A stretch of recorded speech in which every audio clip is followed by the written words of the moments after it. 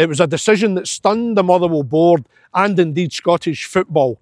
But for Stuart, the level of criticism had gone too far. Enough was enough. He's not spoken about it until now, and he's given Sunsport One-on-One a full exclusive interview where he outlines precisely what made him make the toughest decision of his career.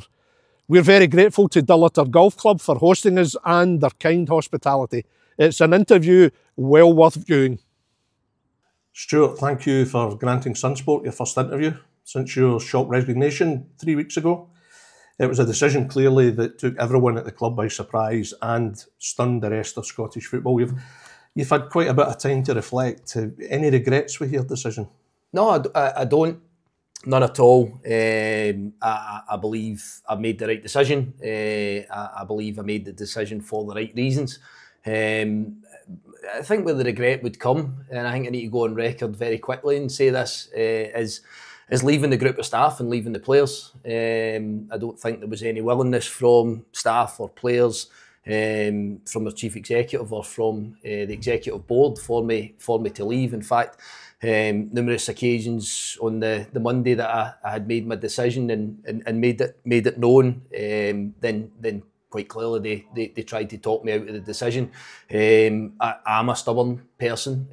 I'm stubborn in the sense where if I feel something's crossed the line or something's unjust and I make my call, it's not in spite. It's just what I felt was the right decision. That will never take away the fact that I want to be a manager and I believe I can do the job. I think I've shown over a period of time that I can do the job, and it's a job that I love doing. That's the difficult part of it. However, there's a bit that I know I've spoken to you about before, Derek, and that I don't want to, just be seen as someone that's trying to cling on to a job in football for the wrong reasons. And I don't think I was clinging on to the job. That's not what I mean. But I think there's always this perception that you feel that you have to be involved in the game. I've been out of the game for a long time as well before coming back into Motherwell. That's not what I hope, and that's not my intention. That's not how I want it to be. Sometimes I don't feel that you can control that. However, as I say, when I feel that certain things cross the line and when I feel that expectation and resource don't marry in, and inevitably that brings about a reaction which I feel is unfair, and then I feel that sometimes you have to make a call, and I did. Your stunning decision to go came 48 hours after a second successive defeat to St Johnstone in Perth. Now, we have to be clear about this. You were under no pressure from the board. That's fair to say? Yeah. So, clearly there was a level of abuse. And I witnessed it myself. I was at that particular game. I could see it myself. It was a small group. You were sat at the top of the stand, I think because you were suspended that day. But it was clear you could see the hatred and the expression. What they were coming out with I was quite shocked by it, I have to say, because when all is said and done, you were still fifth in the table. Did you know at that point, as you were making your way down the stairs, that I think I'm going to be resigning here? Give me an insight into what led ultimately to you seeing the chief executive, Brian Caldwell, that Monday morning. Yeah, I think what I need to make abundantly clear as well is since I resigned, I've not been sitting in my house with my blinds closed and my curtains closed and feeling sorry for myself, and neither's my family. And that's not to be kind of blasé about a huge decision that I've made, one of the biggest that I've ever made in my life. But I felt that not just, people might allude to the fact that the St Johnstone game or whatever, there's quite clearly been a build-up. I can allude to a number of specific occasions. I can allude to the fact that my family have had to leave games of football. Now, my family's not precious. My family go to support me, go to support the team, and they sit at times in amongst supporters. We don't ask for preferential treatment. When you're like the Waltons and you've got so many kids, my missus will take them along. They love going watching, their dad's team and supporting their dad. And, when it gets to the stage where my missus has to take the kids out because she can see the impact that it's having on them. And I need to clear that bit up as well. I think I've not spoken in 3 weeks, and there seems to be all kinds of stupid speculation about it directed at my family, and people not knowing what my family were like to direct that abuse. People need to stop and have a think about that for a second, because, you know, if that was somebody else's brother, husband, dad, you know, uncle, whatever, as much as it's not directed at you personally, we're a tight-knit family, that quite clearly has a major impact on my family. It has an impact on my kids. My kids are in varying ages. I've went on record many a time in saying I don't go on social media, but I can look in my kids' eyes sometimes, and I can look in my wife's eyes, and you can see that they've been on social media, they're aware of it. They have, and it's difficult. I tell people not to go on it, not to have a look at things and all the rest of it. There's no accountability for that side of it, is there, when people come on with an alias and they put out all sorts of abuse and all the rest of it. I find it really difficult to comprehend that as somebody that doesn't go on social media, and somebody that's never used it as a platform for myself or for anything else. But again, that doesn't mean to say that it's not there and you can't see it through association of family members, friends, etc. I think one thing that Brian possibly said, Brian Caldwell said after the decision was made, that I would say as well, if I was a single guy, the potential is that I would probably just continue doing what I was doing, because a lot of it doesn't affect you, but I have to make a huge decision when I go home at night. And a big part of it, Derek, as well, is, and I'm not asking for a medal for this, but when you spend 12, 13 hours a day, every day, trying to get things right, spending time at a football club, dedicating your life to it to try and make it the best you possibly are. There's a lot of sacrifices, you know. You don't see your kids when you leave in the morning, you don't see them sometimes when you come back at nights. Then you have to make a decision. Do I feel that it's merited? Do I feel that it's justified? And we'll probably come on to that.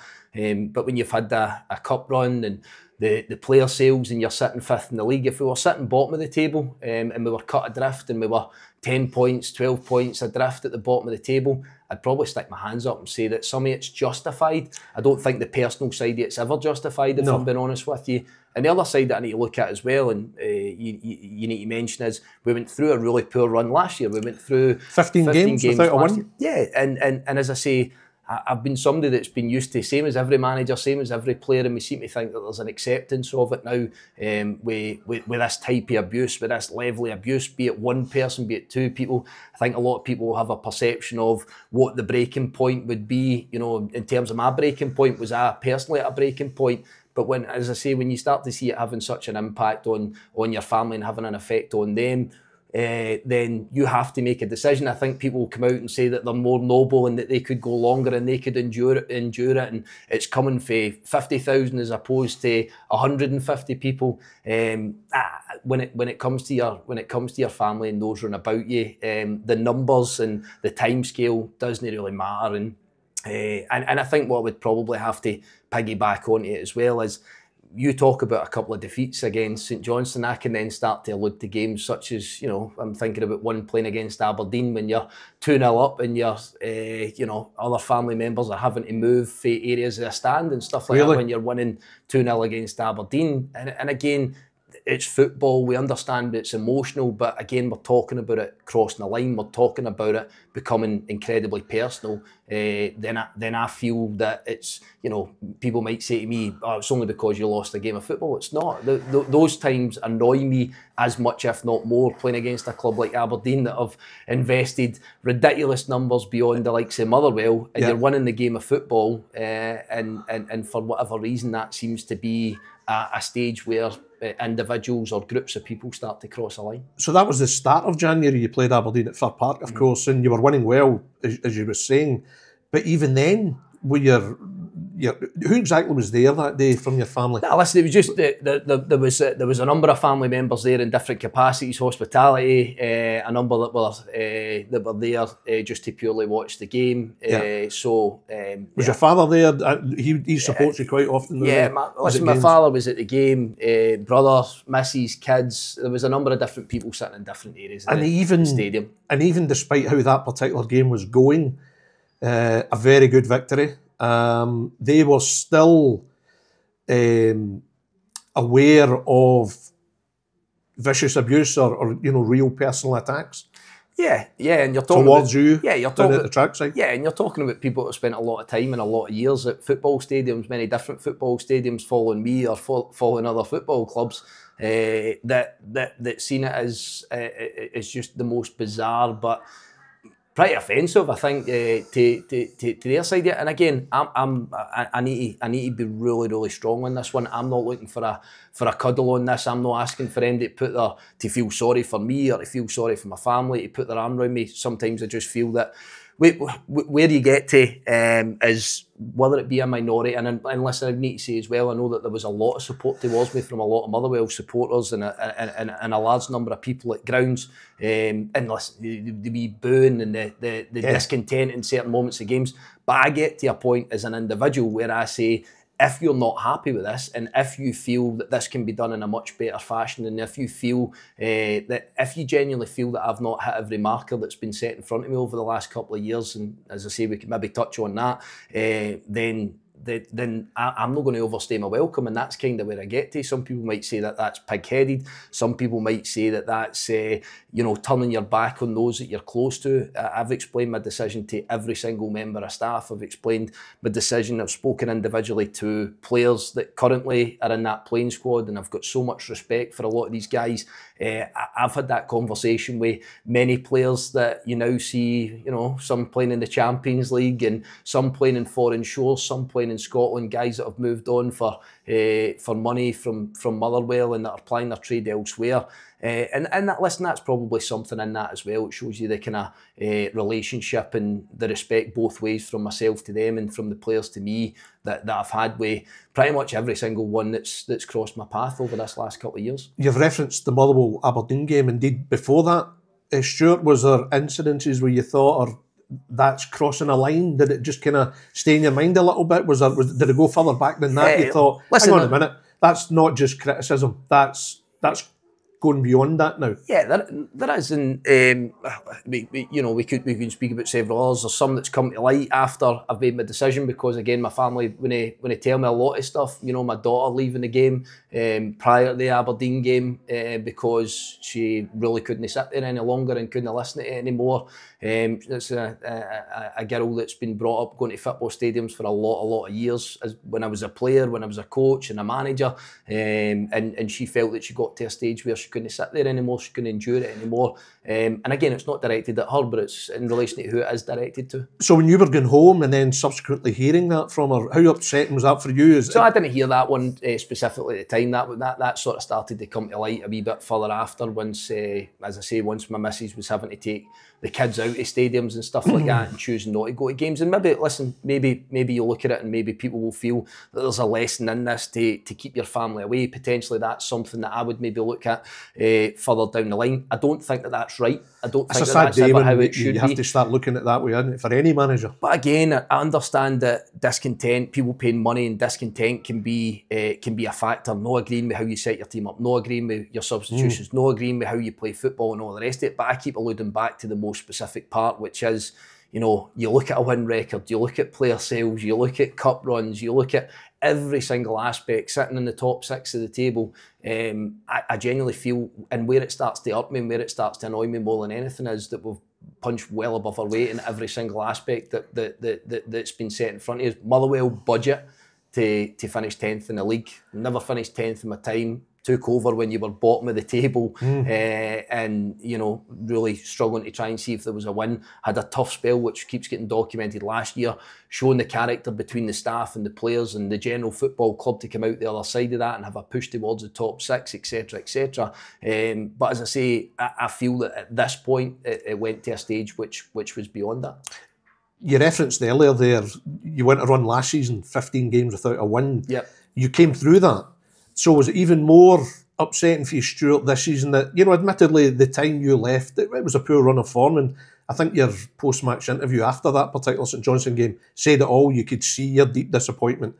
But was there also a frustration in your part that there was a lack of faith from this particular section of the support. You'd already proved yourself. You'd come through that. You could do it again. Yeah, and maybe that's the cycle of football now. We all talk about what was a third longest serving manager or something like that in the top flight, getting into 2 years in charge. Is that the cycle of a Motherwell manager? I don't know the answers to that. When you start to look at the history of guys that have been before me, it starts to lean towards that fact. Do people get fed up? Do people want to see something different? Not all. Again, I'm going down to percentages of fan bases. That's a possibility. It is disappointing. It's disappointing in many factors. Do I believe that I could have kept Motherwell in the top 6 of the table? Yes, but again, that's only words. That's only words. Do I believe we could have had a strong end to the season? Do I believe that you've got 11 senior players out on the day that I'd left the football club? One of the key ones you see back at the weekend there, and the likes of Lennon Miller too, and Callum Slattery back making his first start, which was due long before that. Stamatolopoulos, your striker, you start to go through. Your goalkeeper, Ash Knoxborough, has been one of the top performers in the division. It's not an excuse, but do I believe that through time incrementally that things would have started to improve in terms of getting some of your best performers, some of your top players back? Absolutely, I do, but I suppose it's neither here nor there of the decision I made. My decision wasn't because we had players injured and that we were missing a heap of players through pretty substantial injuries. My decision was made on the facts that we've just been speaking about. That fateful day in Perth, did you go into that game, Stuart, with deep down at the back of your mind you could be approaching a resignation situation? No. Or was it after the game that it started to come into your mind? There was obviously further abuse right after that game. Did that start the thought process in your mind? Hang on a minute, I've reached the end here. Yeah, but again, what was the trigger moment for you? But the trigger moment is I always give myself time to think. I always speak about sleep on something, so obviously there's an emotion of the Saturday and the disappointment. I'm somebody that doesn't take defeats particularly well. I'm somebody that can kind of shut down and no talk to anyone round about me. And what I did was I gathered my thoughts. What I did was I could see the emotion, I could see the body language of those that sit in my own home. I could see the sacrifice that you make and for the end product to that. And I did. I slept on it, gave myself time. When are your family at McDermott Park that day?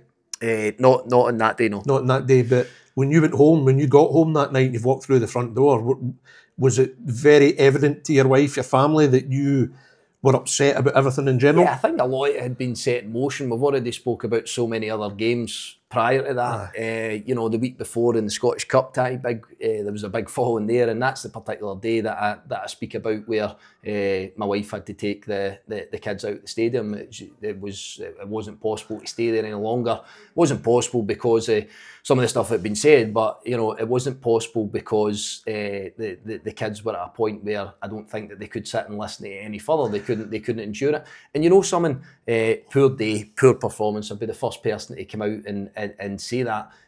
Absolutely. Are you quite an intense individual, Stuart? Do you try to keep a lot in to try and maybe shield it from family?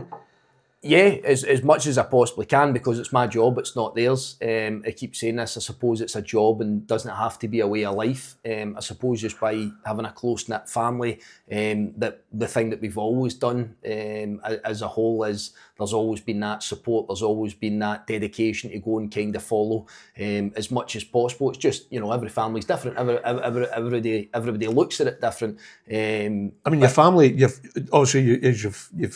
clearly explained how it was affecting your family, but was there any pressure from your wife or indeed anyone in the family for you to walk away from the job? No, listen, again... This was very much your decision. No, it was my decision, but I have a conversation with my missus on the Sunday. You're asking my thought process. I have a conversation with my missus on the Sunday off the back of my thoughts and sleeping on it on the Saturday night. And we had a really open, honest conversation and what we feel, you know, is right moving forward. It's a high-profile job in this country. It's a big job. It's a big decision. Was she surprised? Or had she seen it coming? No, I think possibly what made my mind up was that there was no argument that came from her, and I think that there was almost a nod that I think that you're at this point making the correct call for how this feels and how.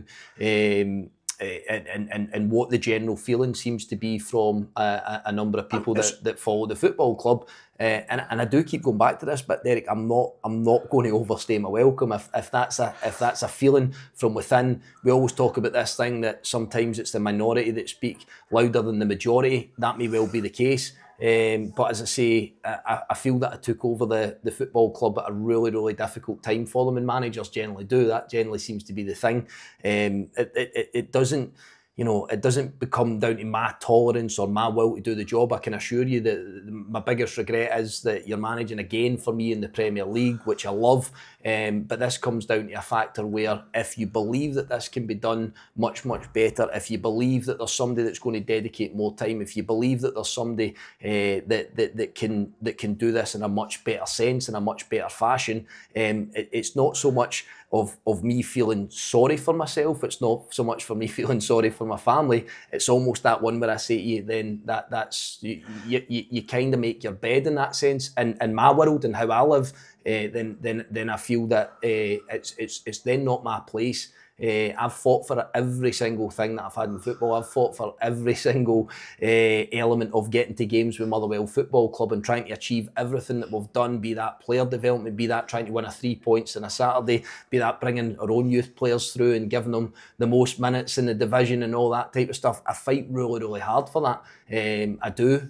But when I feel that we're not getting everybody coming along with us, we're not, and listen, I'm not asking for that blind support through poor performances, blind support through bad runs.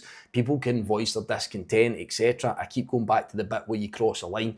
And from my side, what does it get to, Derek? Does it get, because I can be a pretty aggressive guy, what does it get to? Is the next stage for me is that I then start to want to jump over advertising boards and have a confrontation with people directly, because Eric Cantona-esque.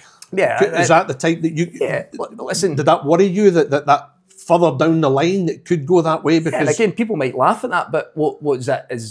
I can't. Is there a breaking point for everyone? I've got a breaking point in that sense. Yeah, absolutely. I've got a breaking point in that sense. And what is the next stage when somebody personally attacks you? When somebody when you feel again that people are having to remove themselves from the stadium? You know, I've said it before.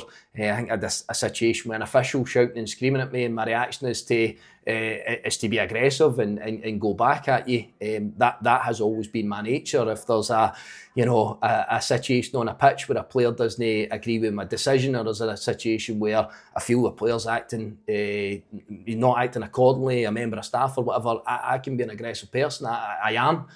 That was kind of how I played the game. That's how I can be as a manager. I always feel that you want to keep yourself in control, and by and large I've always tried to get better and develop that situation. But my question to everybody is, what stage does it get? Do you just stand there and become everybody's punch bag for a period of time, or does it get to the point where you snap and you huddle an advertising board and you want to go and confront individuals?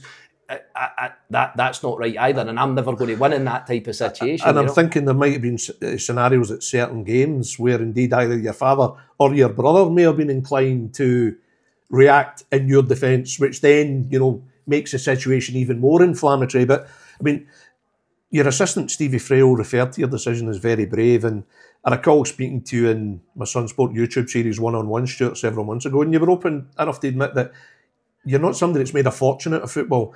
You've got bills, you've got a family to look after, you've got a mortgage to pay like everyone else. You were not under immediate pressure from the board, so it underlines how big a decision that was for you to make. When you were speaking with your wife, was she fully supportive in that respect? There was no question of, oh, hang on a minute here. Yeah, no, she was absolutely. But of course, it's a big decision. I'm certainly, as I said to you, I'm not a wealthy man. I've got my bills to pay. I've got people to support and all the rest of it. Of course I do.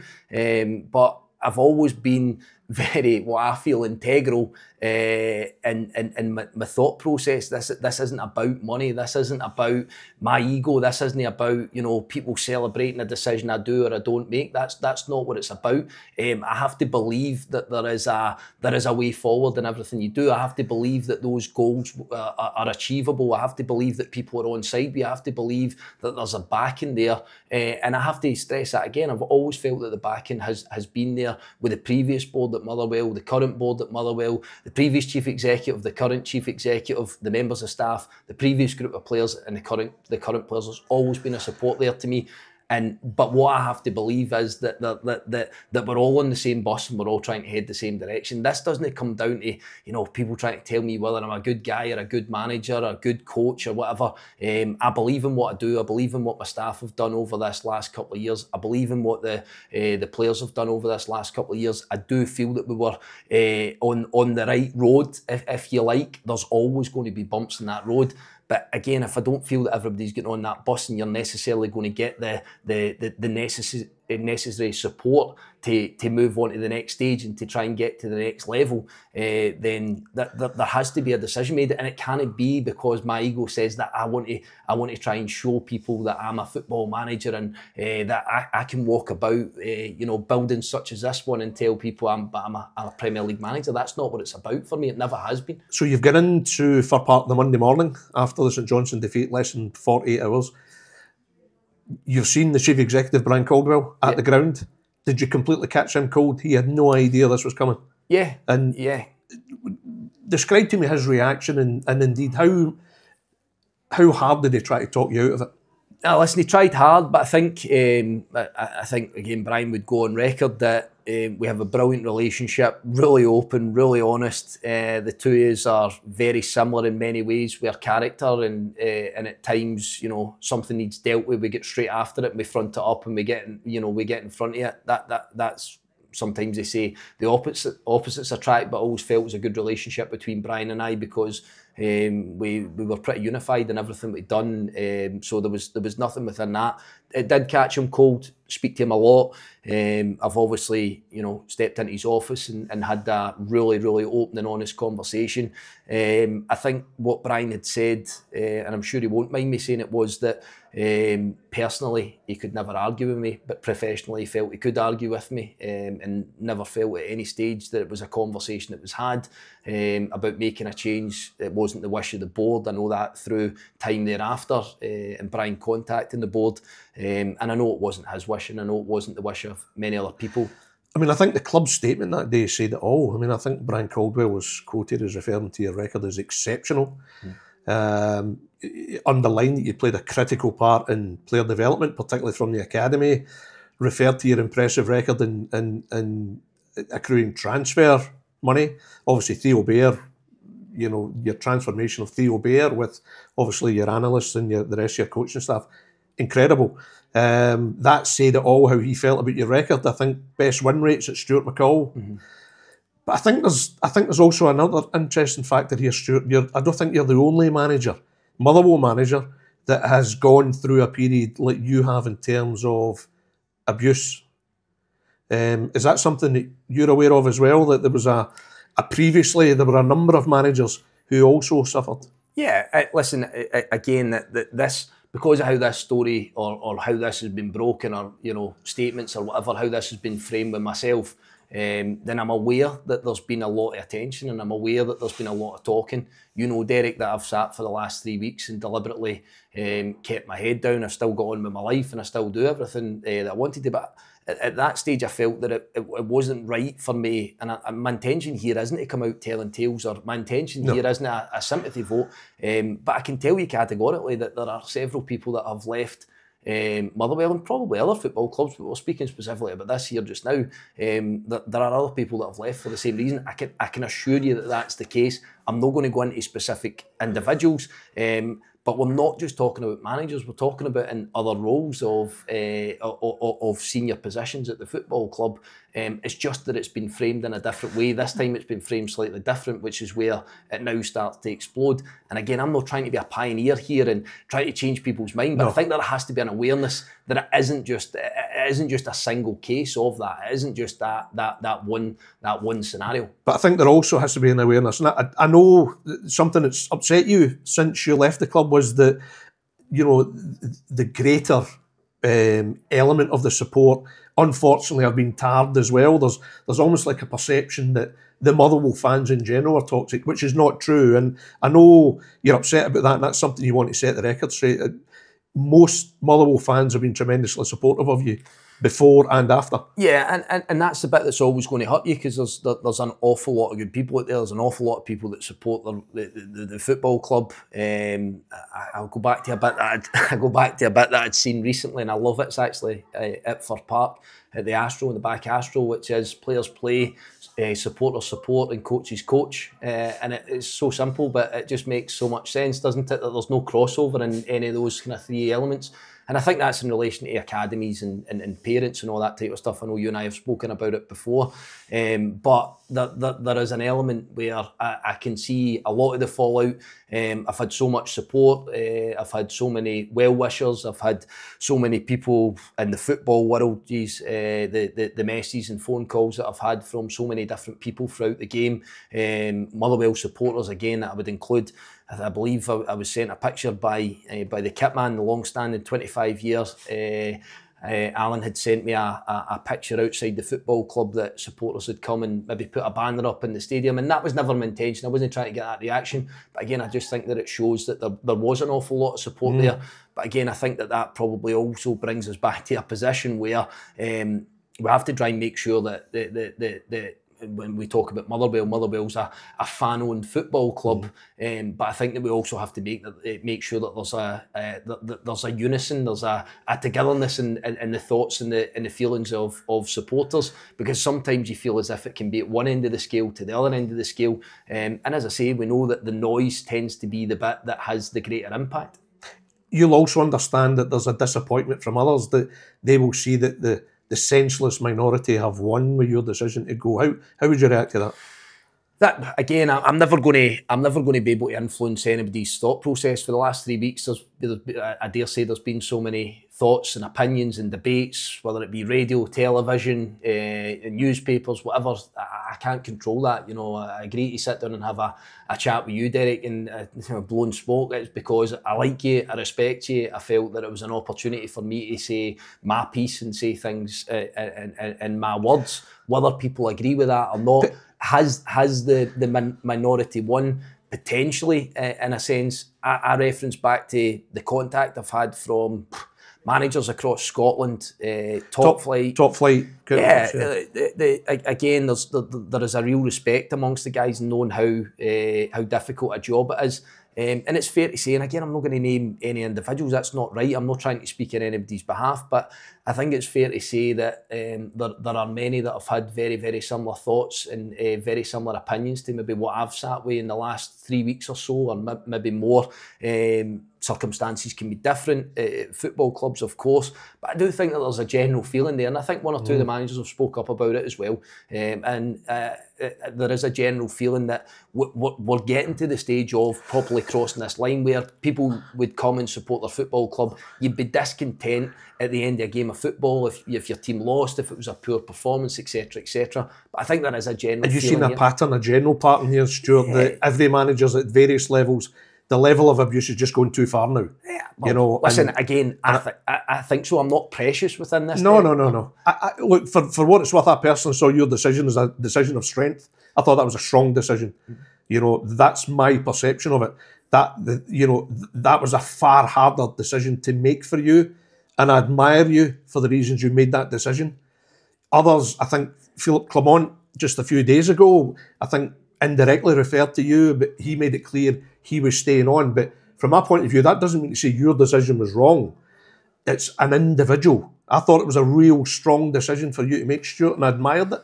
Yeah, and again, I see. For me, that's no reflection on you as a manager either. I think your CV speaks for itself, Stuart. Yeah, I need to go on record. I'm not trying to put myself into a position where I'm trying to sell myself here, and I'm trying to pitch myself forward for the next job. This is a job that I want to do. This is the bit that I love. This is a bit, I don't know what now, 200 games or more now as a manager. I genuinely love doing this job. I genuinely love the job at Motherwell, but sometimes there's bits that supersede that, and there's sometimes where I just feel that you have to make a decision. You reference Philip Clement, and he's made a decision where that you know there has been abuse there, that it probably has crossed the line in many ways, but he's made a decision where you know, I've had a lot of personal conversations with him before and after games of football. Really like him and respect him as a guy, but he obviously sees his set of circumstances slightly different at this minute in time, and I respect that as well. That's fine. Potentially further down the line, if your kids have grown up and it's maybe no impacting people as much, or you keep them away from a football club, they don't attend and they don't see various things, would that then change my mind? Would it then be a different decision for me within that sense? Quite possibly. Has it been quite humbling for you? Is it, you know, the strength of support for you, the phone calls you've had, maybe from managers you weren't expecting? Has that really kind of bolstered you, underlined that the decision you made was a right one? Yes, in many ways. A lot of the support, I've had some real good phone conversations, some real good messages. Obviously, there's guys in there that I speak to more regular than others. There's guys that I've lent on for bits of advice and that I respect beyond belief.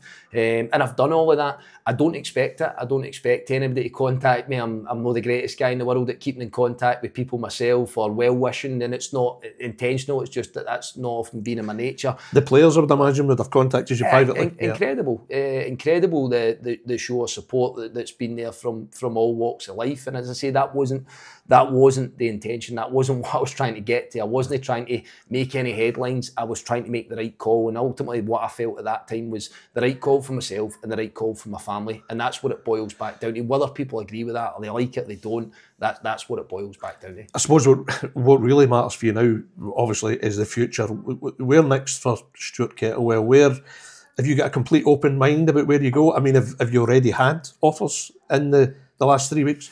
Yeah, I've been offered a managerial job, but 6-7 days after really? I had left Motherwell. So soon as that? Yeah, which was nice, and something that I had a real think about, something I had looked into, something I had a lot of conversations about.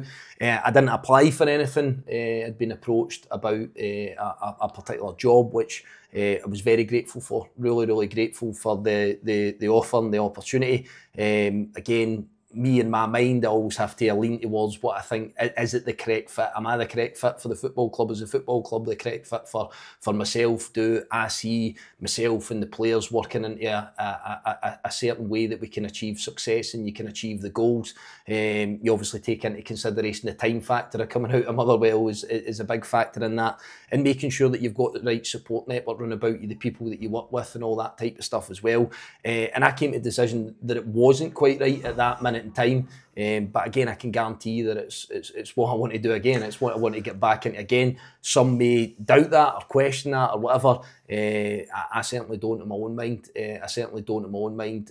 I believe that I came out of Motherwell a far better manager than what I was at Ross County, and you build up so many experiences. You know, I keep alluding to there's so much work there that I'm immensely proud of, but not just for me. I keep saying we were a very united group of staff and players, and everything I felt that we got to, everything I felt we achieved, be it bringing that type of money into the football club. You know, I know there was a really big bid, or several big bids rejected for the likes of Lennon. You could be talking at that stage in January of bringing in over £6 million into Motherwell Football Club in the last couple of windows, which is just incredible to my money. You know, but the winning the games of football, beating I think almost everybody in the division through stages, with with the exception of Celtic, couple of nice draws there at Celtic Park, and when they're flying, but showing that you can compete with absolutely everybody. But that wasn't me. That I always felt that was a really United thing,